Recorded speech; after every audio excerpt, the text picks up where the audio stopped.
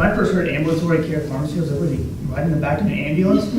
Like, what's he doing back there? Like, man, here's your pills. Like,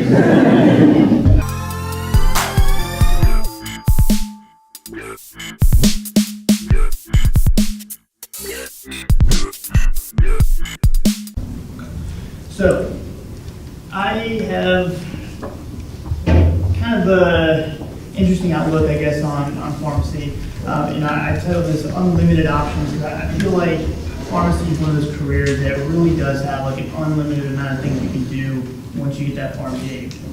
And so I'll kind of give you some of my background, show you guys what I've been working on over the last three plus years since I graduated, and just to kind of show you some of the different things you can do and ways to kind of jump around a little bit.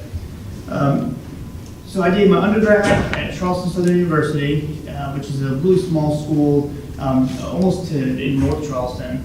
But it's one of those places that it's small, but you know where they put their focus. Because if you look at their science building, it's really nice. If you go over like an English building, or like you see one of their classrooms, they have like a chalkboard from like 1976.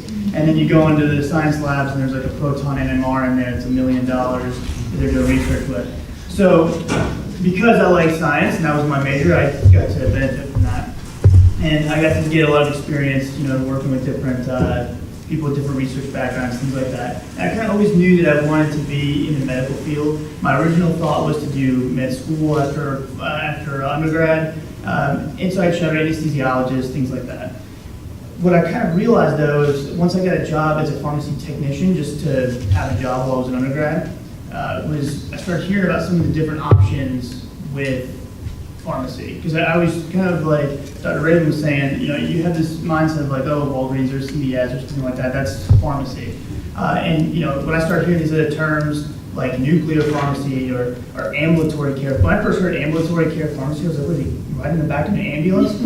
Like, what's he doing back there? Like, man, here's your pills. Like, I didn't know what that was. So there's all these new things I was hearing about, and it really, my personality is something that I need the next kind of like goal, the next mountain to climb. I get bored very easily, so I like to be able to kind of jump around into different avenues. And so for me, pharmacy gave me that option. Whereas if I was in medical school and I was going to be a cardiologist or something, that person's not going to wake up one day and say, you know what, I think I'm going to go be an endocrinologist now. You just can't. It's too much training to go back to residency. And so, pharmacy was like one of those things that would give me options to kind of move around, try different things, and that's really was appealing to me. While I was in undergrad, I started doing, just for fun to kind of relieve stress, I started spending time with guys at the mixed martial arts gym. I don't know if you guys have ever seen MMA or familiar with that, but started doing that a little bit, and there's some guys who were pro there. And at the same time, I was still thinking pharmacy school, and then I applied to pharmacy school, didn't hear anything back. And then I got an offer from one of the promotions that does MMA to fight professionally as an MMA fighter. And so I was like, perfect, this is way better than pharmacy school, this is way cooler. And 3 days after I got my offer to fight professionally, I got an offer to come to MUSC. And I was like, ooh, mom's not gonna be happy when I tell her I turned down an MUSC offer. So I did both for a little while. It was great, it was a lot of fun. Definitely something I don't advocate trying to do, but because it doesn't help you learn the material very well when you have to train a bunch of hours to do something completely unrelated. But it did help me a lot, and one of the things it taught me was kind of, I have all these different coaches and I have to go around these different places and training, and I kind of took that mentality into the pharmacy world when I kind of decided to go to that full time, is looking for these opportunities to meet new people, network, and I really spent all my focus at that point on MUSC. And when I got into fourth year rotations, that was my whole mindset. Was every single rotation I went on, I was going to try to use it like a job opportunity, an interview, if you will, and get to know these people. From there, graduation, I went the horribly boring retail route. But no, that's the kind of environment that I like. I like fast pace. I like working a 13-hour shift where I don't get a break. I don't sit down, and I like that movement and that constant kind of go. But one of the things that I really wanted to focus on when I first got out of school was I didn't want to fall into the realm of being a retail pharmacist who has no clinical knowledge and couldn't get into a different, career path if I wanted to. So I started focusing on something called MTM. If you guys aren't familiar with that, it's called Medication Therapy Management. It's where Medicare programs will pay a pharmacist, or the pharmacy the pharmacist works for, to have one of their pharmacists go through and look at meds, assess whether or not they're appropriate, look for side effects, make sure the patients are taking the medications appropriately, and whatever else could potentially go on, make sure they're getting their vaccines, and then that they pay that pharmacist or pharmacy money directly from Medicare to do that, because they've proven that they can improve patient outcomes and help patients by doing this. So I started focusing on this, and when I, kind of around the same time, they promoted me to pharmacy manager, but they weren't interested in having me do MTM and be a pharmacy manager. So I started doing the MTM kind of on my own, and just because I wanted to keep sharp and make sure my clinical skills were there. And so started doing MTM on my own, kind of got a proof of concept, if you will, to show that it could be lucrative. And then Walgreens would bring in at least once a week, sometimes twice a week, another pharmacist to actually run my pharmacy, and I would work only on MTM and meet with patients or do patient calls and talk with doctors and nurses about switching meds around. And I ended up doing this for like 80 different Walgreens, and got me a lot of experience. It was, the certified diabetes educator. I don't know if you guys are familiar with that certification, but you have to have a PharmD for 2 years. You have to have 1,000 hours of direct patient care with in regards to diabetes. Because of that MTM at Walgreens, believe it or not, was why I was able to actually sit that exam and get my CDE. Outcomes, MTM, and RICS are the two main platforms that we use to bill. But that kind of got me started. And then I started working for something called Palmetto Pharmacist Network, which is a organization that is through the city of Charleston, and it's where they take their city employees who have diabetes and they run them through this program where they get to meet with a pharmacist coach, if you will, and go over diet. They can go over their meds. They can go over dose changes, exercises, lifestyle management, whatever it may be that patient needs. You get to sit down with them and go over that, and I actually get to go to their job site, so they don't have to come to me. And a lot of these guys, they work on like there's a couple of them that I meet with. They drive the trash, big trash trucks. Some of them work on the power or the water lines, things like that. And so it's a very cool environment because I don't have to be necessarily like white coat and things like that, because I'm meeting them at their job site, right? So I get to go, and I've gotten to really establish a good relationship with a lot of them. And these patients now, I've gotten to know personally very well, and I can kind of throw out with them a little bit, and it's great. Like, I love this program, and it gets me out of the pharmacy, and I sit down one-on-one, and I'll meet with their doctor afterwards if we need to change meds around or whatever we need to discuss. And it's really cool because you get to see like the patient's blood sugar get more controlled over time, hopefully, and them kind of improving. Then I got a call one day about a program that was starting back at Charleston Southern University, and it was for a physician assistant program. They had gotten my name from a couple of people. They actually didn't know I went to school here until actually after I got hired, and I mentioned that I had gone to undergrad there. And oh, we didn't know that. And they got my name from someone, and I got to actually like sit down with this interview. And I went for I didn't think they were actually going to hire me for this because I just didn't feel like I had enough experience. But they needed someone to teach the pharmacology portion, and they wanted a PharmD to do it. And they ended up bringing me in. They're very technology oriented. They liked what I was doing, which I'll show you in the next couple of slides with social media and things like that. And I guess I could put this in like a presentation thing, huh? This amateur hour.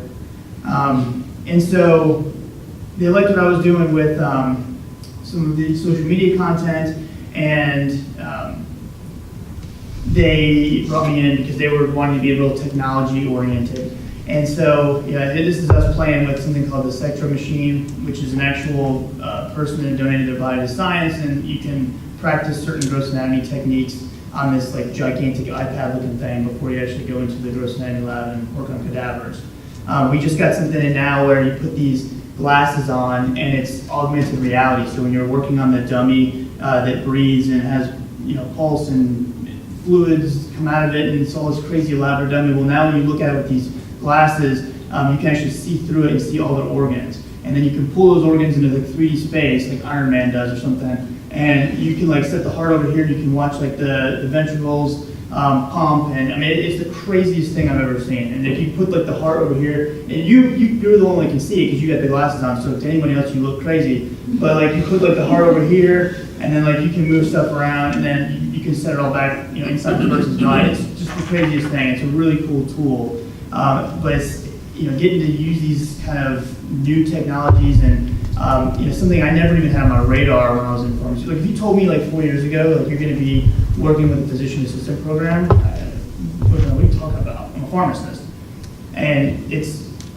something that because we have the knowledge of the pharmacology so well that they've brought us in, brought me in to do this program, but it's something that I never even considered. And I do all three of these currently, so this isn't like I didn't quit one and do the other. So I do all three of these kind of at the same time. Obviously, my main gig is the pharmacy manager job, but for me, it allows me to do these three things that are very, very different. And the odds of getting bored is pretty slim. And I'm also working with different, I've volunteered with different clinics and things like that to keep on progressing, keep on networking, and open more and more doors, because there's just so many different opportunities to jump into telehealth. You could jump into, there's long-term care facilities, there's consultations that you can do for like MTM services. There's so much you can do. It's crazy. And the thing that I've been working on for the last year or so, I see social media as this big growing, movement in our culture, and I think that it gets a very negative connotation with it when it comes to like the medical world. I've sat in conferences where I've heard them say like, if you have an Instagram account, like delete it because you don't want to have that stuff out there. If the residency program sees it, and I've always just kind of had the mindset of like, if you don't know that you probably shouldn't take a picture of yourself doing like a cake stand and put it on Instagram, you probably don't deserve a residency. But that being said, I wanted to see if we could use that for like educational purposes, which is not like a new concept, but it's something that the pharmacy world didn't have a lot of, so I just gave it a shot. And so I made something called Core Consult RX, and it's core like my last name, COR Consult. And I basically do all social media platforms, and I'll put out content that is either new drug updates, it could be new clinical trials that have come out, and all kinds of different things. And I use this pretty much every day. I've built a portion of my rotation when students come with me on rotation their fourth year. I built a big chunk of this into the rotation where they work on this kind of stuff with me. We interact with thousands of students all over the world, all over the country and world really, because I've talked to several people from the UK and different places in Europe. And I've even actually had a kid reach out to me from South Florida, and he's coming on rotation with me early next year. And he said, follow me on Instagram and listen to my podcast. So this guy's coming all the way from Florida to have a rotation with me for a month. And school made me a preceptor after they made me send them their stuff, my CV and all that. So they could verify I was just a crazy person. But I sent out my pharmacy license and showed them that I was a legit pharmacist. And they made me a preceptor at the school, and so now this guy's coming, he's going to be working on some of this stuff with me. But, it's not just me. So this is a guy that I met, Paige the PA on the far left there. He's a PA up in Emory. Look how many views his video has. He posted it like a few days ago. Say 120,000 people have viewed that. And he teaches people how to do stitches and things like that. He's interacts with thousands and thousands and thousands of PAs every single day. And then this guy, cardiology on call, he is a cardiology fellow that just actually passed board, so he'll be an attending cardiologist. He'll post imaging studies, he'll post things that talk about different procedures they do in cardiology. ID stewardship, he's an infectious disease pharmacist down in Florida. He posts things that have to do with antimicrobial stewardship and different antibiotics that come out and some of the science and data behind them. There's just some really cool stuff. And these people are using social media to kind of push that education and reach out to students and interact with students. I actually got a message like 2 days ago from a resident. She's PGY1 resident, and she said that she really appreciated me posting what I had done the night before, because she's like, oh, it saved me on rounds this morning. I got asked by my attending. So like, I'm thinking like, this girl's on Instagram, like on rounds, like checking my posts. So I thought that was cool. And this is just another example. I did this with that PA from Emory. His name's Steven. I did this with him we were trying to promote interprofessionalism. So we've done a few posts talking about, a PA and a pharmacist working together to kind of establish, patient care. And so we did an explanation on different insulin dosing and things like that. And, that it's just been very, very cool to kind of get to meet some of these people that I never would have met anywhere else. I didn't know these people before Instagram. We kind of met through working on projects together and stuff like that. And now these are buddies of mine. We also started a podcast. The guy in the blue shirt on the floor left is actually one of my former students. He's now a pharmacist, just recently licensed, and he is one of the hardest workers I've had on rotation. And so when I needed someone to come in and do this podcast with me, then I asked him if he would do it, and he took me up on it. But we're on Spotify, Google Play, all kinds of different platforms, and we've gotten to interact with so many students doing that and promote evidence-based medicine. Which evidence-based medicine, if you're not familiar with that term, is using the scientific data that we have available to us to make the best recommendations for patients. So it's not saying, well, I've just always done it this way, and this is what I prescribe or what I recommend.